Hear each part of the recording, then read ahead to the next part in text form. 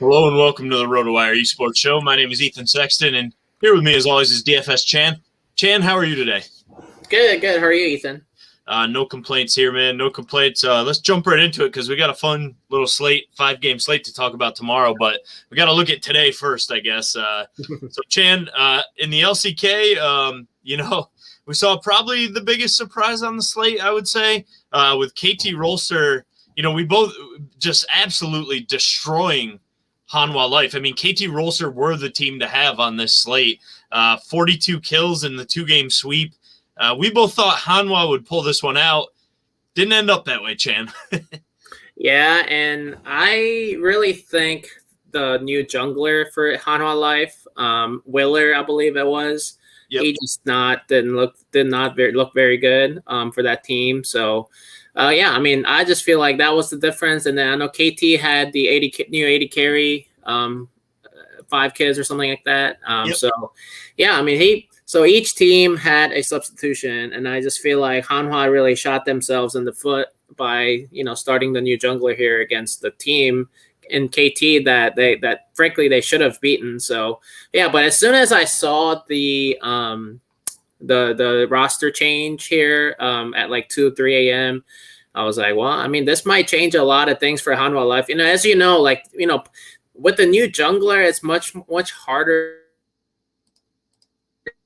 to play as a team compared to like swapping a new 80 carry.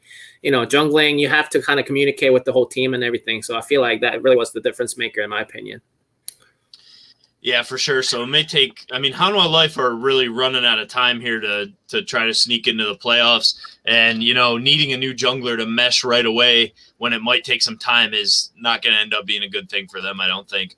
The second LCK series, Chan, we both thought it would be a sweep for Nongshim Red Force. They ended up needing to go to a third game, but they got it done, which gives them sole possession of first place, I should say, in the LCK now with that 10-3 record. So it was a low score, pretty low kill series. Nongshim actually won game 3, 13 kills to 11, with them having the 11 kills.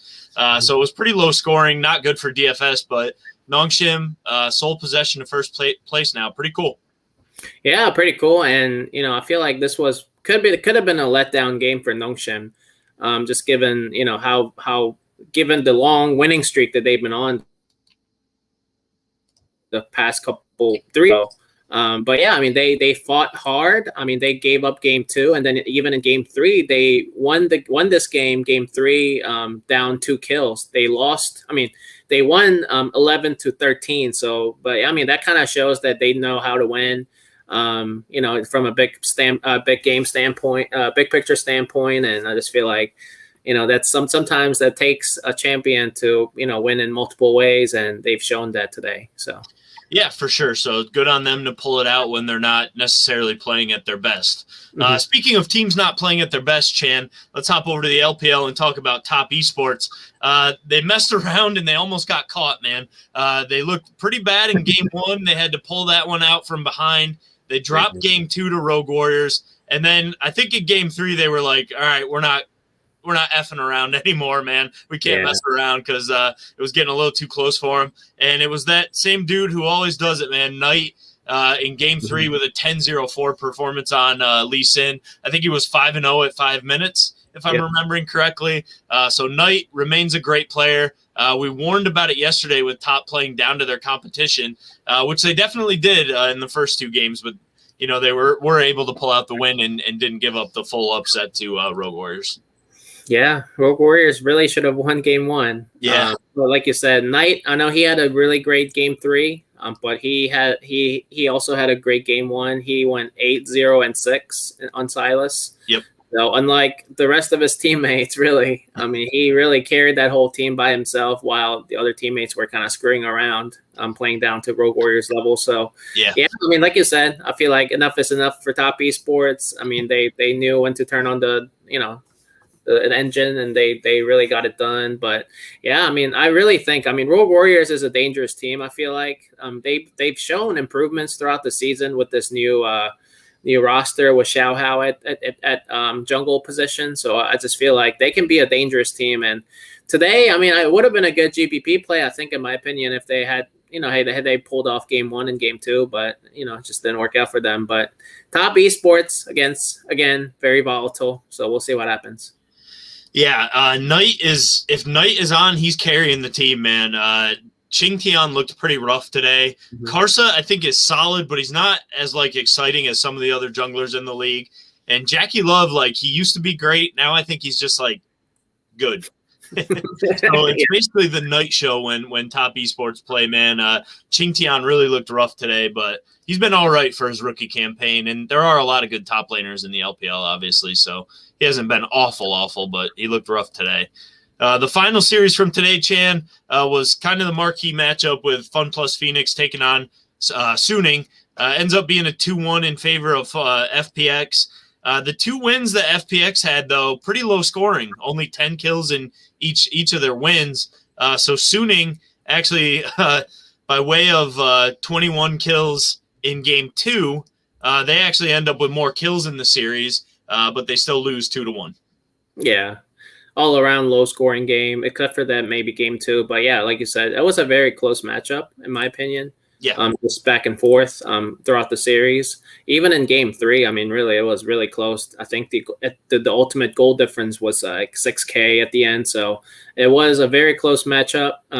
But, like we kind of talked about yesterday, FPX had a little more talent. And I just feel like when it comes to the playoffs later on, I just feel like FPX has a higher ceiling than Suning.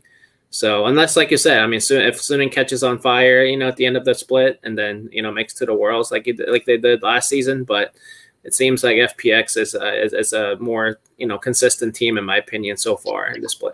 Yeah, I agree. Still really like this FPX roster. They're 10-3 now, so they're one loss behind EDG for the top spot in China. So Chan, let's jump into tomorrow's slate if you're ready. The interesting news, man, we might as well kick it off, and we don't have to talk about this matchup first, but let's talk about Clear Love coming back in to the jungle for EDG. For newer fans of League of Legends, guys that maybe just got into it when the DFS boom took off during the pandemic last year, Clear Love is a legendary player, man. I don't think that's overstating it at all. I mean, this guy was long considered one of the best junglers in the world. For many years, really. The leader of EDG, he was great, man. He hasn't played since 2019, though, Chan. So it's kind of interesting that he's coming back here. This is a guy I remember when I was first getting into League of Legends. The standout series for me that I remember is 2015. So 6 years ago, Chan. The 2015 midseason invitational when EDG beat T1. Clear Love was phenomenal in that series and really helped EDG take down a T1 team that was really in their that was like the prime T1 teams with Faker and of course Faker, but teams that were winning worlds almost every year. So Clear Love, a great player historically, Chan, hasn't played in over 2 years. What can we really expect from this guy, do you think? I don't know. I don't know. Yeah, exactly. So hard.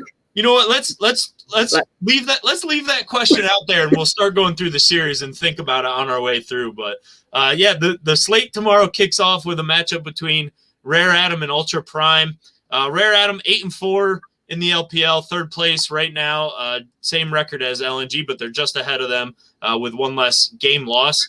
Ultra Prime 3-9 down in 15th place. The question, I think, is not will Rare Atom win. I think they will win. I bet you're going to tell me that Ultra Prime make for a good GPP play, though. Maybe you won't. I don't know. But Rare Atom, it's not so much will they win. I think they will win. It's more a question of are they going to be any good for DFS. Yeah, I mean, they are the biggest LPL favorite. So I, definitely worth consideration for DFS purposes. But it's important to note that they play the slowest amongst all 6 LPL teams on the slate. I think Rare Atom's going to win. But I just feel like they're not going to score as well as the winners of the 2 other LPL matchups. So yeah, I think it's worth good cash consideration. As always, Rare Atom, we always joke that they play like an LCK team, and so basically, I compare Rare Atom's DFS upside compared to the LCK team's upside on the slate. Whereas I feel like the other LPL favorites like EDG and RNG, I feel like they definitely will score the highest, score much higher compared to Rare Atom. On the other side of the matchup, yeah, I mean, like you said, Ultra Prime. I do think they have a shot to upset Rare Atom. I know Rare Atom has been solid, and they have a very good macro game. But if Ultra Prime gets an early lead, and they can definitely snowball, as you saw in Rare Atom's last series, they can struggle against skirmish teams like Ultra Prime. So I think Ultra Prime definitely has a shot, but even then, I just feel like Ultra Prime is not going to score that high because Rare Atom does not give up a lot of deaths in their losses and in games in general. So I don't know. I might fade this matchup for GPP, but for cash, I'll definitely consider Rare Atom. Yes. Yeah, I kind of feel like this is a stay away series for me, just for all the reasons you just mentioned about the pace, likely low kill totals and everything. It just feels like, exactly like you said, like Rare Atom's upside is always capped, like we talk about. And, like you just mentioned with Ultra Prime, even if they win, are they going to score enough to really be relevant? I'm not too sure. They are obviously cheap, so, you get some salary savings if you really think they're going to win, but it's kind of an avoid series for me. The first LCK series of the day, Chan, this is the biggest mismatch in terms of the odds on the slate, with Damwon Kia going up against FPX. Damwon Kia going up against DRX. There we go. Damwon Kia, they've been on a little bit of a slide, 7-5, fourth place in the LCK, but DRX still with that only one win on the year, 1-11, dead last in the LCK. So feels like a sweep for Damwon Kia, but same thing, what does the metrics tell you here? Do we think Damwon Kia have upside in a matchup that they're not really going to be challenged in? Yes.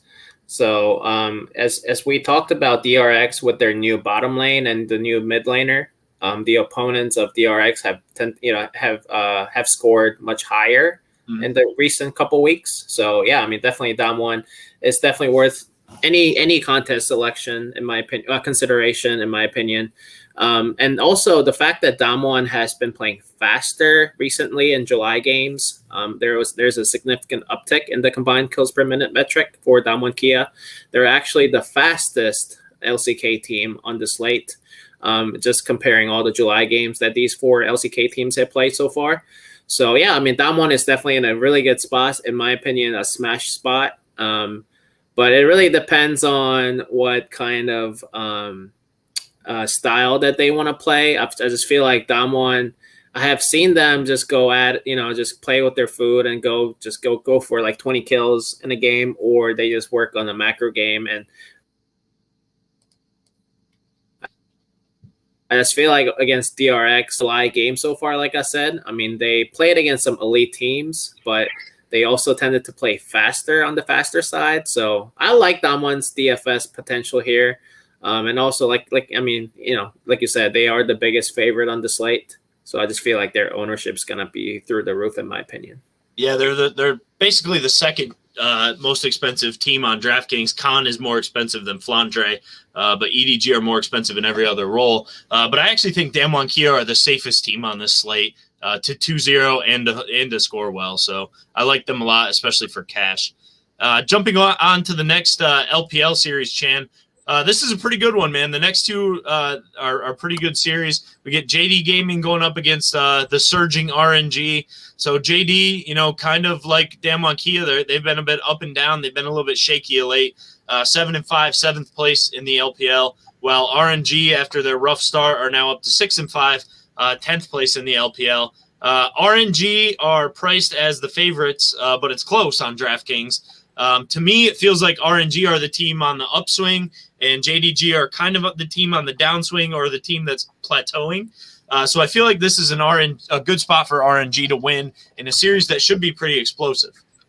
Yeah, I agree. I mean, this is going to be the marquee matchup, in my opinion, of the day. I do have JDG winning. I know RNG has been in form, and I was looking at some metrics so far But actually, I mean, JDG's, I mean, I don't know. Maybe this is just the fact that Kanavi is probably the best jungler in the world right now. Oh, yeah. But their jungle control percentage is much higher compared to RNG's. I know there are some other metrics like lane control percentage and everything. Yeah, but I just feel like just based on the metric, I just like JDG's chances here. And also, I just feel like everybody's gonna go for RNG here. In my opinion, I think RNG is the favorite, slight favorite, and they've been in good form. But I just feel like I want to play some contrarian here. I just feel like just based on that one metric that I just talked about, and also the fact that I don't know. JDG has been they've been playing well, except I mean they've been inconsistent here and there. But I just feel like against some elite teams like RNG, I think they came back to be. I just feel like JDG will have a pretty good shot up to upset RNG. So I have JDG winning 2-1 here. Yeah, no, I can definitely get behind that. So we're going to agree, or we're going to disagree on who we think the winner is, but I think neither of us would be surprised if it goes the other way, right? Like, this is definitely a close series, reflected in the odds, reflected in the salaries on DraftKings. And Kanavi, arguably the best player on either team. So, yeah, I can definitely see Kanavi leading the way, bringing JDG to the promised land and picking up a big win over RNG, when they've kind of been up and down lately. So this one, we'll see what happens. I think we both agree it should be a pretty close series. I think you could play either side and feel pretty good about your lineups because it should be a pretty good series for the winner. Yeah, I agree. And yeah, I mean, there's so many marquee players in this matchup. Yeah, I mean, I just feel like for captain purposes, like we said, Kanavi does everything for JDG, really, kill share and kill participation and just controlling the game. And RNG, yeah, I mean, Xiaohu and then Wei and Gala, they really play well for that team. So, yeah, I mean, I just feel like you cannot go wrong. And for DFS purposes, yeah, I mean, this is the matchup to target. They have a very high combined kills per minute together. And I know RNG has been playing a little bit on the slower side recently, but JDG likes to skirmish, and I just feel like RNG against good elite teams, they like to skirmish as well. So I think this is going to be the marquee matchup to target, in my opinion. Yeah, I could definitely see that being the case for sure. Chan, the final LCK matchup on the slate, a pretty good one as well, honestly. With T1, playing a bit better, 8-5, third place in the LCK. Going up against the Sandbox team, who have also been playing pretty well lately, 7-5, so just a win behind T1 on the records. They're in fifth place in the LCK.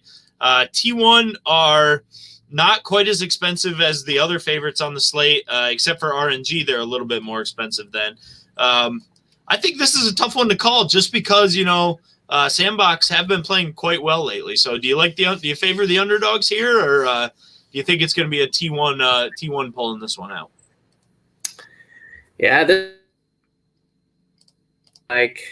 T1 has been in such good form. I just have to go with T1 here, I think. I know Sandbox does have an upside to beat any elite team on any given day, but I just feel like T1, just based on their form and the fact that they really need to win. I mean, they need to win just based on the standings where they are at. And you saw Nongshim win again another game this morning in a potentially letdown game. They still took care of business. So I just feel like other teams have been putting pressure on T1, and I just feel like T1 needs to take care of business. So I just feel like they're going to bring their A game here. And and based on their good form, I like their chances to just take care of business against Sandbox here.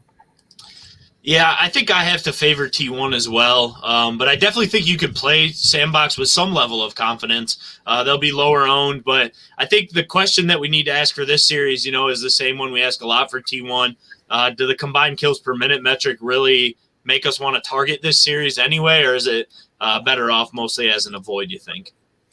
Yeah, this is the slowest pace game and has the lowest combined kills per minute metric combined, the teams combined.